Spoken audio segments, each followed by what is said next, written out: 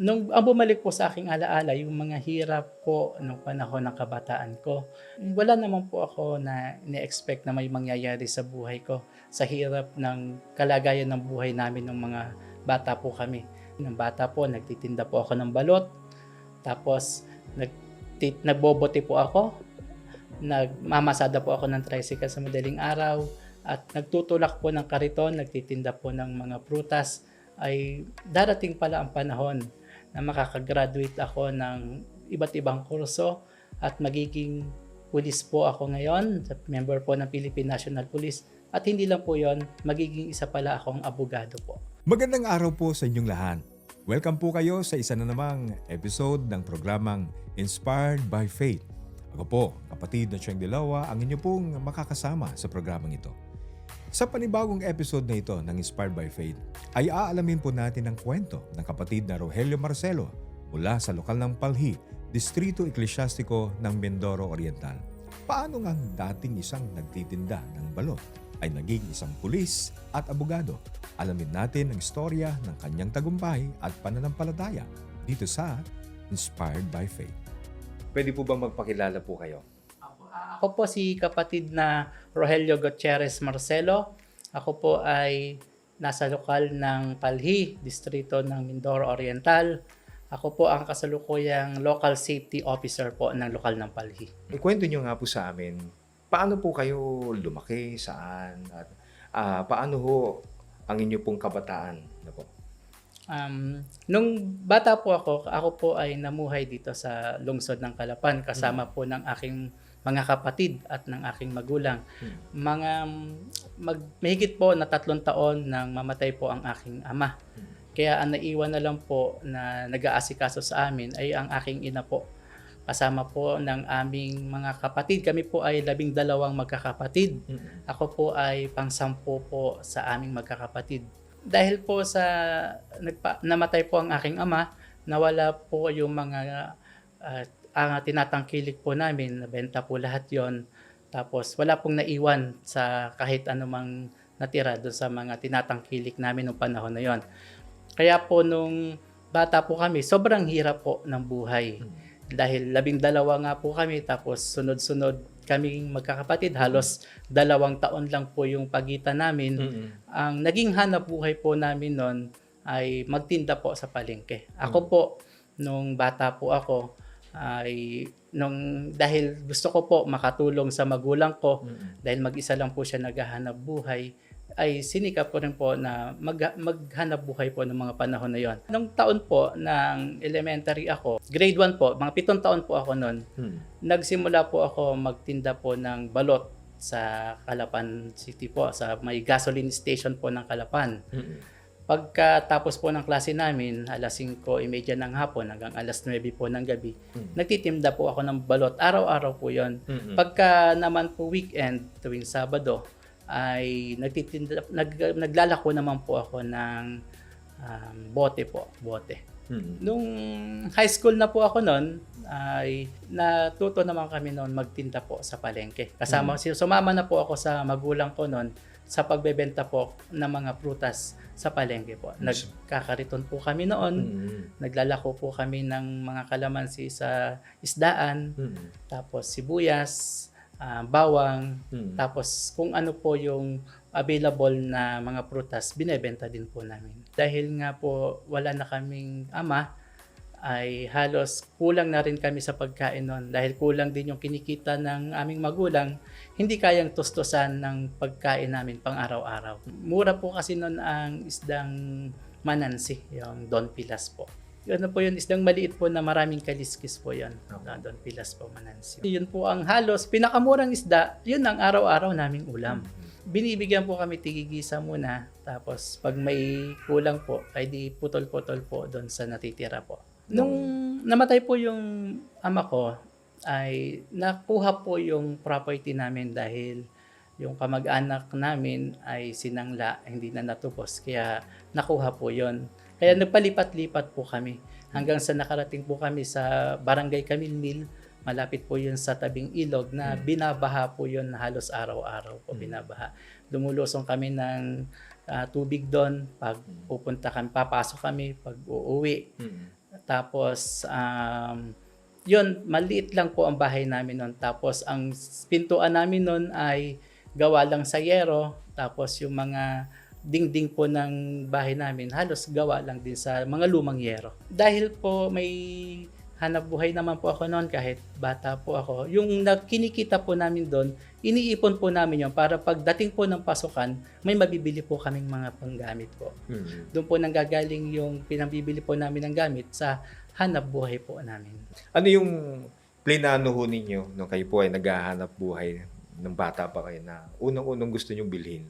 Nung una po, dahil luma po yung mga damit namin sa pansamba, ang plano ko po talaga nun ay pagdating ng pasalamat, meron akong bagong damit. Yun po yung pinakang pangarap ko po nun sa kinikita ko po sa paghahanap buhay.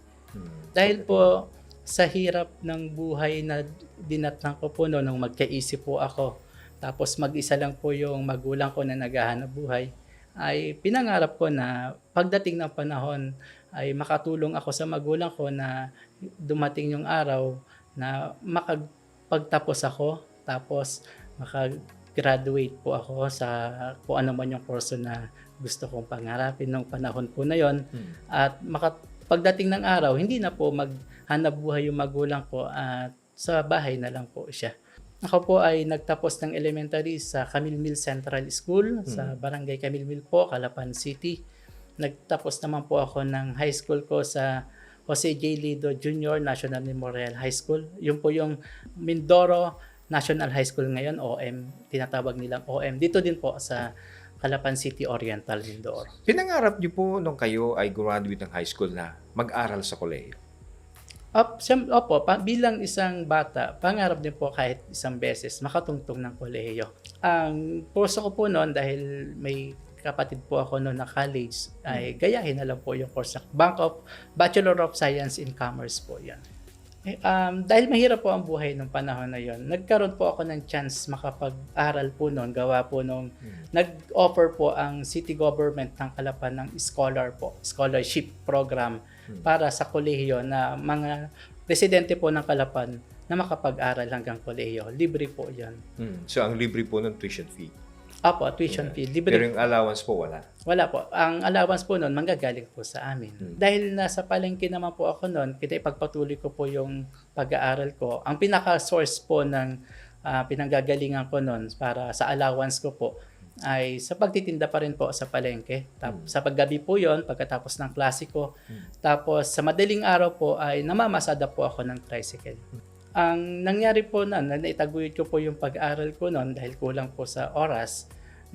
Bago po ako matulog pagdating po ng gabi, nagbabasa po ako noon hanggang alas 12 ng gabi. Minsan naabot na po ako ng madaling araw hanggang alauna po ng madaling araw.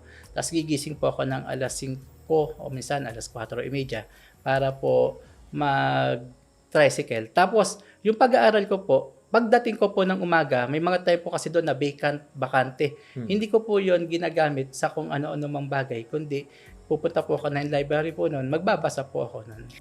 Kulang po sa tulog noon, kulang din po sa pahinga, pero sa awa po ng ating Panginoong Diyos ay hindi naman po ako nagkasakit noon.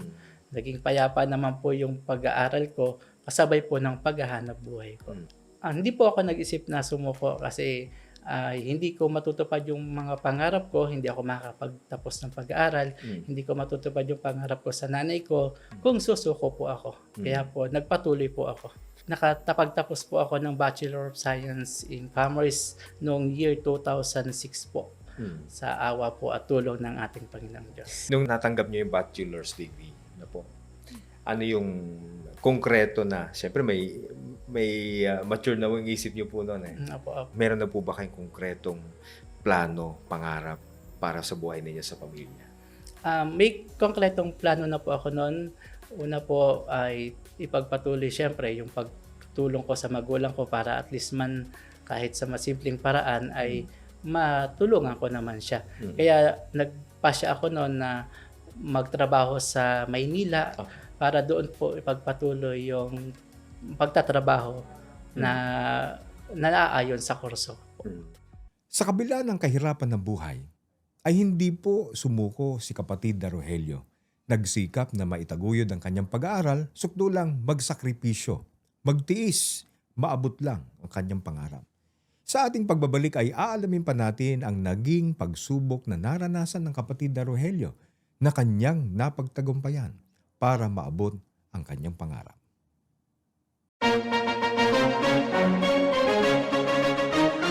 Ito ang INC Radio, DZEM 954, ang tinig ng katotohanan, himpilan ng Iglesia ni Cristo, sumasahimpapawid mula sa Quezon City.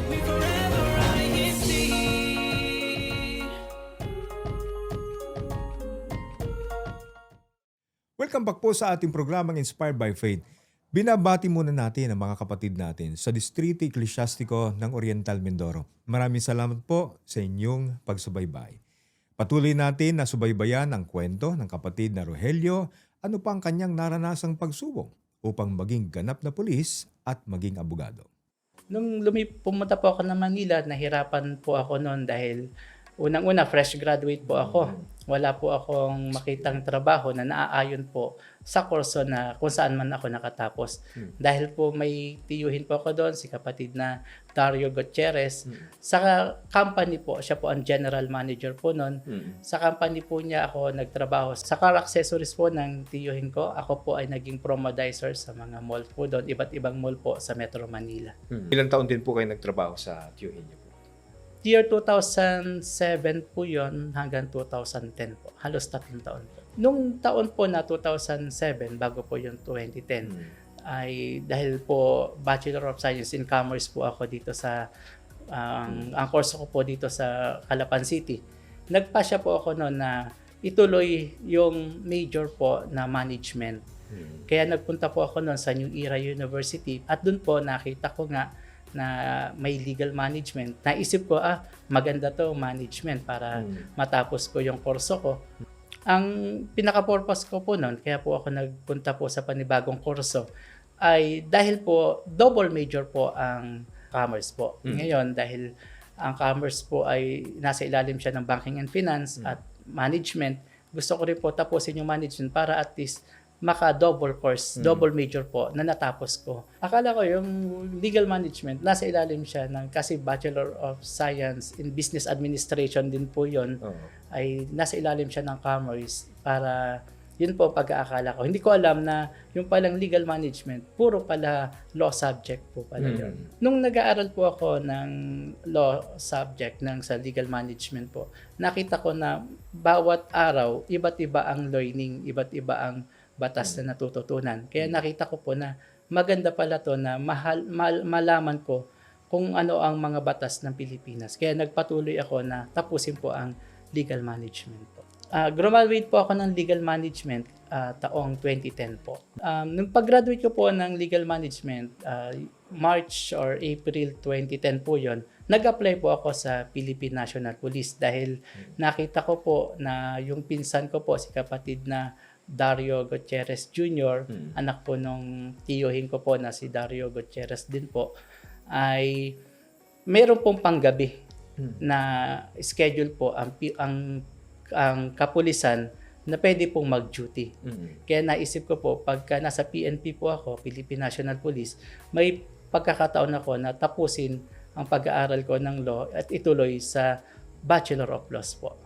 Kaya po nagpasya po ako na magpulis. Kaya noong July 2010 ay nag-take out po ako sa Philippine National Police po. Sa Bagong Diwa sa NCR po. Noong 2010 po, nung naging pulis po ako, nag-graduate po kami ng 2011. Tapos may mga specialized training po ang PNP.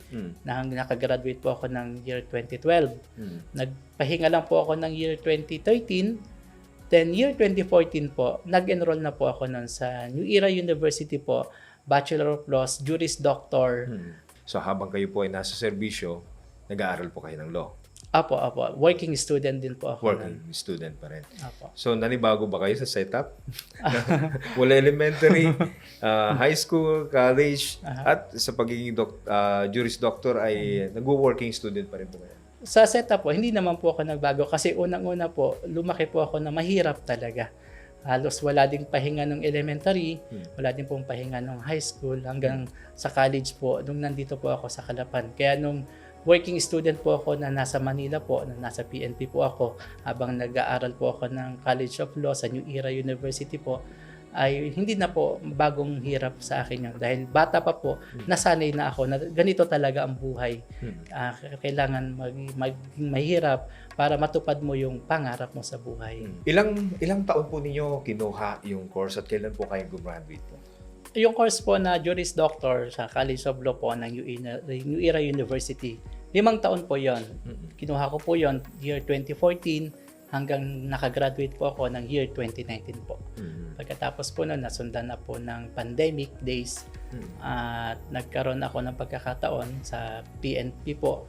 Nagbigay ng pagkakataon na umuwi ng probinsya yung mga pulis po na nasa Metro Manila. Kaya nagpasya po ako noon na umuwi para makapiling ko po yung pamilya ko at nanay ko at mga kapatid ko. Katapos po ng pandemic, so kailan po kayo nag-take po ng bar exam? Year 2020 to po. Dahil nung mga year 2020, 2021 po, ay kakalipat ko lang po dito sa Calapan City. Hindi pa po ganun ang schedule ko sa trabaho ko po sa Philippine National Police. Kaya po nung naging settled na po yung naging trabaho ko, nagkaroon ako ng pagkakataon na makapag-review. Year 2022 po, kumuha po ako ng Philippine Bar Examinations po. Nang year 2023 na po, nung lumabas po yung resulta ng Philippine Bar Examination po, ay unang-una nalalaman ko po sa mga kaibigan ko po na tumatawag sa akin, nag-miss call po. Dahil naitrabaho po ako nung panahon na lumabas ang bar examination po eh. Dahil sa Philippine National Police po, pag may trabaho ka, kailangan gampanan mo yung trabaho mo. Kaya nung lumabas po yung resulta noon, wala po akong pagkakataon noon na masilip po ito. Kaya nung nalaman ko lang po, nabalitaan ko po sa mga kaibigan ko po. Ano yung bumalik po sa inyong alaala nung nalaman nyo na kayo po ay nakapasa sa bar exam? Ang bumalik po sa aking alaala, yung mga hirap po nung panahon ng kabataan ko. Ano ang hindi nyo inaasahan na nangyari po sa inyo pong buhay po? Ang una po, wala naman po ako na ni-expect na may mangyayari sa buhay ko sa hirap ng kalagayan ng buhay namin ng mga bata po kami. Dahil maagang namatay po yung magulang ko, tapos wala pong naghahanap buhay para sa amin. Hindi ko po inaasahan na mangyayari po sa buhay ko na isa po ako dati, ng bata po, nagtitinda po ako ng balot. Tapos nagbobote po ako. Nagmamasada po ako ng tricycle sa madaling araw at nagtutulak po ng kariton, nagtitinda po ng mga prutas. Ay darating pala ang panahon na makakagraduate ako ng iba't ibang kurso at magiging pulis po ako ngayon, member po ng Philippine National Police, at hindi lang po yon, magiging isa pala akong abogado po. Dahil sa trabaho po ninyo at biyaya po nakaloob sa inyo na tagumpay sa inyong pag-aaral, ano na po yung mga unti-unti na naitulong nyo na sa inyong pamilya po? Ang naitulong ko po sa aking pong magulang ay naparenovate ko po yung bahay namin sa Camilmil po para may maayos pong tirahan, hindi na po tumutulo yung bubong. Tapos nakabili po ako ng property sa iba't ibang lugar po, at kung sakali man loobin ng ama ay sa darating na panahon ay makakatulong pa po ako sa ibang paraan.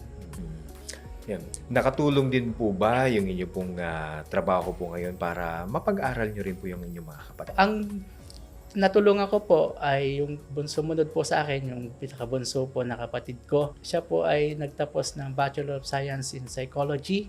Siya po ay may master's degree na din po ngayon. Sino po sinasampalatayanan po ninyo na nagkaloob lahat ng mga pangarap at kung ano ang mayroon po kayo ngayon? Ito po ay awa lang po ng ating Panginoong Diyos sa akin. Kinahabagan niya po ako at ang aking magulang. Kaya po, ito po ay galing po lahat sa Kanya. Ano po yung natutunan po ninyo sa naging karanasan po ninyo mula nung kayo'y bata hanggang ngayon? Ano po yung mga natutunan ninyo dun sa mga naging pagsubok, naging mga suliranin at naging hadlang po sa inyo pong buhay po? Ang patuloy po na magtiwala sa ating Panginoong Diyos. Bakit po mahalaga na ang isang tao po magtiwala sa magagawa ng Diyos po? Sapagkat wala namang ibang tanging paraan at makatutulong sa atin sa mga pangarap natin sa buhay, kundi ang ating Panginoong Diyos lang. Siya lang ang magkakaloob ng ating mga pangangailangan. Kahit anong mga pagsubok at suliranin, mawawala yan sa tulong at awa ng ating Panginoong Diyos. Kaya mahalaga po na patuloy na magtiwala sa Kanya. Ano po yung susi para po malampasan anuman yung mga hadlang, alaman po yung mga pagsubok na maaaring dumating sa pag-abot po natin sa ating pangarap po? Ang ipagpauna ang para sa Panginoong Diyos. Unang-una po, sasambahin siya, sasamba po kayo. Tapos pangalawa po, ay susundin ang kanyang mga utos, susunod po sa pamamahala, at huwag po kayong titigil sa pananalangin at pagpapanata. Dahil yun po ang pinakasusi para hingin sa Panginoong Diyos lahat ng gusto nating mangyari sa buhay, lahat ng mga hadlang, lahat ng suliranin, lahat yan malalagpasan pagka marunong kayong manalangin at magpanata po. Gaano naman po kahalaga yung pagdalo natin sa mga pagsamba at yung mga lektura po na naririnig natin mula po sa ating tagapamahalang pangkalahatan po? Mahalaga po na dumalo sa pagsamba sapagkat doon po pinadadaloy ng ating Panginoong Diyos ang mga biyayang inilalaan niya sa kanyang mga hinirang. Doon din po naririnig natin ang mga aral mula sa pamamahala ng Iglesia ni Cristo na dapat nating sundin sa bawat paglakad natin sa ating pamumuhay araw-araw. Ito ang mga nagiging gabay natin sa paggawa natin at pinakamagandang hakbang sa pagtupad ng ating mga pangarap sa Ano ang buhay. hindi nyo malilimutan na mensahe na lektura ng ating pong tagapamahalang pangkalahatan na yun ang lalong tumatak po sa puso at isip po ninyo? Yung sabi po niya na kahit anong hirap sa buhay ay patuloy pa rin na sasamba at maglilingkod.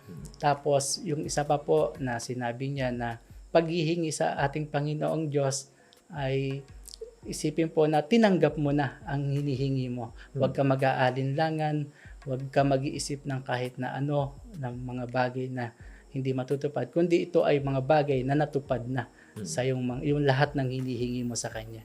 Ano po ang mensahe nyo po sa mga kabataan na mahirap din ang buhay? May pangarap na may senso din magkaroon ng magandang kinabukasan. Subalit kapos sa mga pangangailangan. Ano po ang mensahe niyo po at masasabi niyo po sa kanila? Huwag nilang isusuko yung pangarap nila. Kahit sa hirap ng buhay, kahit imposible sa bagay na iniisip nila, ang gawin lang nila, magsikap. Kung nag-aaral sila, mag-aral ng maayos, mag-aral ng mabuti, mahalin ang magulang. Ano ang katangian po ng inyong nanay na nakita po ninyo mula pagkabata na hinahangaan niyo po sa kanila? Ang pagtupad po ng kanyang tungkulin sa loob ng Iglesia ni Cristo, isa po siyang diakonesa. Yun po ang isa na nakita ko, ang pagpapahalaga sa tungkulin sa loob po ng Iglesia ni Cristo. Ano po ang mensahe niyo po sa inyo pong butihing nanay na nagtaguyod po sa inyo mula nung kayo bata po hanggang sa ngayon po na sumabaybay sa inyo, na hanggang sa maabot po ninyo yung inyong pangarap po sa buhay? Maraming salamat sapagkat dahil sa iyo ay nabuhay kami sa kahit mahirap yung buhay, ay sama-sama tayo na naghahanap buhay para may pagtustos tayo sa araw-araw. Sama-sama tayo na naglilingkod sa ating Panginoong Diyos. At pangako ko sa iyo ay aalagaan kita. Mahal po kita, aking ina. Maraming salamat po. Maraming salamat po sa iyo.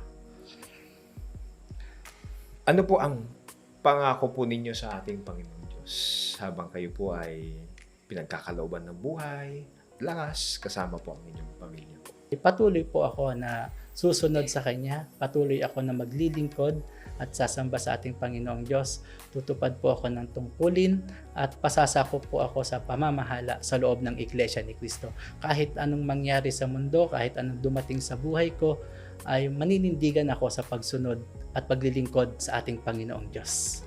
Sa buhay ng mga kapatid sa Iglesia ni Cristo ay hayag na hayag ang pagtulong ng Panginoong Diyos. Sa kabila ng mga pagsubok na kanyang naranasan ay patuloy na nanghahawak sa manggagawa ng Panginoong Diyos. Lubos na sumampalataya sa kapatid na Rogelio na ang nagtaguyod sa kanilang pamilya at para maabot ang kanyang pangarap at magtagumpay ay dahil sa tulong at awa ng Panginoong Diyos. Bilang ganti sa lahat ng mga biyayang tinatanggap nila kinikilala na lang isang mahalagang tungkulin ang patuloy na maglingkod sa ating Panginoong Diyos sapagkat ang kanilang tinatanaw ay ang dakilang pangako ng Panginoong Diyos pagdating ng takdang araw. Nawa po ay na-inspired kayo sa kwento na aming ibinahagi sa araw na ito. Ako po ang kapatid na Cheng Dilawa sa programang where we listen to the stories of our brethren inspired by faith.